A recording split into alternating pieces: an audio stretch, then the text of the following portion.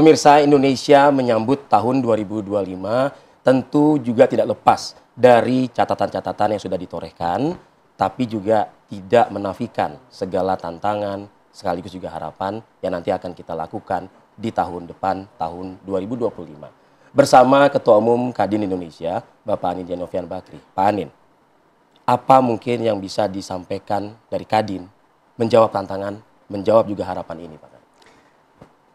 Tantangan besar. Kita sudah bicara mengenai politik global, ekonomi global, nggak gampang. Gampang, Pak ya?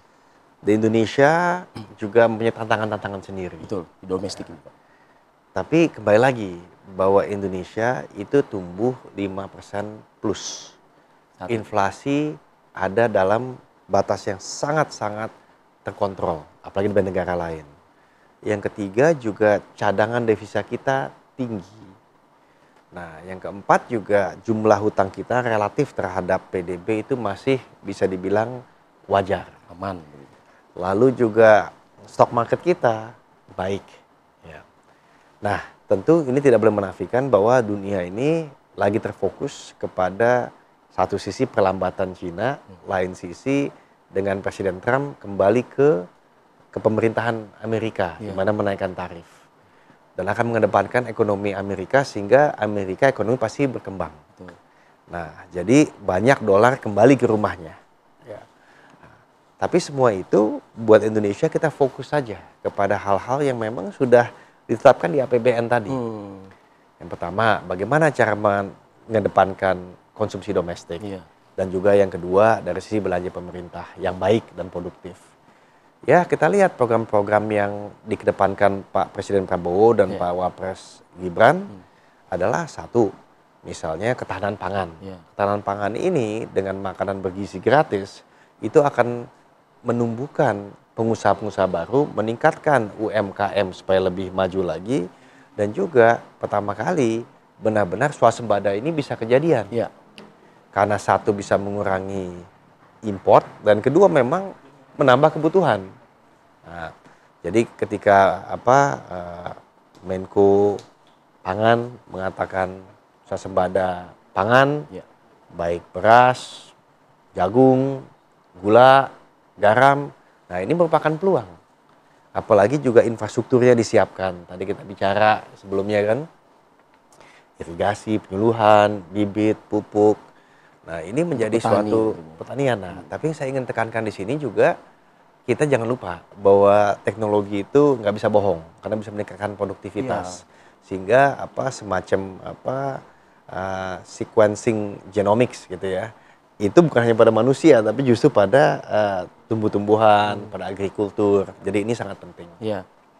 Nah, lalu juga kalau kita lihat dari belanja modal pemerintah, kelihatannya fokusnya untuk berinvestasi jangka panjang. Selama ini kan kita fokus kepada infrastruktur keras seperti tol, pelabuhan, bandara. Nah, kelihatannya ini pada infrastruktur lunak, yaitu inilah manusia, SDM. Nah, dengan fokus kepada sekolah, kepada pendidikan maksudnya, lalu juga kesehatan. Nah, ini benar-benar menjadi suatu yang bisa mengurangi biaya di masa depan dan meningkatkan competitiveness atau daya saing. Ya. Jadi inilah yang saya lihat benar-benar pemerintah sedang fokus. Ya. Nah, dan tadi kita tentu bicara banyak mengenai investasi, ekspor dan transformasi industri. Artinya pengusaha semangat Pak ya, optimis sekali gitu, yakin lah bisa dikatakan untuk tahun 2025. Jadi ada tuh bahasa Inggrisnya cautiously optimistic. Jadi optimis tapi hati-hati. Untuk menopang sejumlah program penting dari pemerintah. Salah satu tadi Pak Anin sudah menyampaikan stimulus dari program PPN ini begitu. Kira-kira peran lain apa lagi Pak yang bisa diwujudkan dari Kadin di beberapa macam sektor lainnya dari program kebijakan pemerintah Prabowo Subianto, Gibran Rakabuming Raka Pak? Banyak tadi kita bicara untuk ketahanan pangan, bukan hanya agrikultur, swasembada dan lain sebagainya. Betul, tapi juga peternakan, perikanan, nah itu satu. Kedua, program rumah murah itu juga besar, dampaknya buat masyarakat luas. Dan yang ketiga, walaupun ini identik dengan pengusaha-pengusaha besar, tapi ketahanan energi, hilirisasi itu juga merupakan peluang-peluang yang besar. Bisa masuk ya Pak. Nah, dan jangan lupa mengenai kesehatan ya, dan juga mengenai pendidikan. Ya, jadi program-program ini akan sangat prospektif dan saya melihat teman-teman di Kadin itu benar-benar istilahnya mempunyai harapan besar. Program ini bukan hanya sukses dalam programnya sendiri, tapi bisa membawa suatu dampak positif buat masyarakat dan UMKM, tapi juga dalam jangka panjang bisa menghasilkan suatu mesin-mesin manusia yang unggul di masa depan. Kalau fokus stressingnya Pak, jadi penekanan fokus Kadin begitu Pak, apakah memang untuk swasembada tadi begitu, atau juga ada informasi Pak mengenai soal sektor tekstil juga kan yang perlu juga mendapat perhatian juga. Ya. Ini bagaimana Kadin? Ya. Jadi Kadin itu tentu kan fokus kepada dunia usaha, Ya. Kestabilan, resiliensi, keberlanjutan, inklusivitas, sustainability. Ya. Nah, jadi semua industri apalagi yang padat karya itu sangat penting. Ya. Tadi kita bicara ingin menumbuhkan 2,5 juta per tahun. Sehingga kalau ada pengurangan ya tentu itu bukan pertambahan kan. Nah, jadi Kadin itu selalu memikirkan hal ini setiap hari. Nah, tapi juga ada salah satu tujuan mulia dari Pak Presiden dan pemerintah ialah bagaimana mengurangi atau menghilangkan kemiskinan dan juga menghilangkan kelaparan. Betul, terutama kemiskinan ekstrim itu ya Betul, Pak, ya? karena bagaimanapun juga ya semua itu kan untuk masyarakat. Dan masyarakat itu bukan saja di kota atau yang bicara dengan investasi besar. Iya. Investasi itu adalah istilahnya cara atau how. Tapi ujungnya ialah bagaimana masyarakat sejahtera. Mulai dari tidak ada kemiskinan, kelaparan, tentunya UMKM juga bisa berkembang. Iya. Dan juga tenaga kerja tetap dihasilkan, dilanjutkan, dan tentunya semua orang bisa naik kelas. Iya. Ya, yang sudah besar silahkan makin besar menjadi lokomotif, tapi yang belum mulai, yang sudah menengah ya menjadi besar ke depannya. Yang regional menjadi nasional, tanpa mengatakan regional itu jelek. Bahkan di Indonesia bagian timur saya rasa akan menjadi primadona untuk pertumbuhan ke depannya. Nah, ini menarik Pak, menarik soal bicara kemiskinan, terutama kemiskinan ekstrim. Target pemerintah itu kan 2 tahun Pak.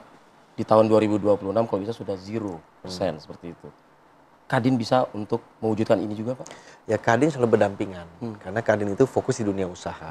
Kalau dunia usahanya berkembang, tentu sekelilingnya juga akan mendapat kesejahteraan. Nah, Kadin juga di dalam Rapimnas kemarin, jelas ada 2 angka kita ingin fokus. Stressing di situ Pak. Mencapai 8%, tapi juga mencapai 0%. 8% untuk pertumbuhan, 0% untuk kemiskinan ekstrim.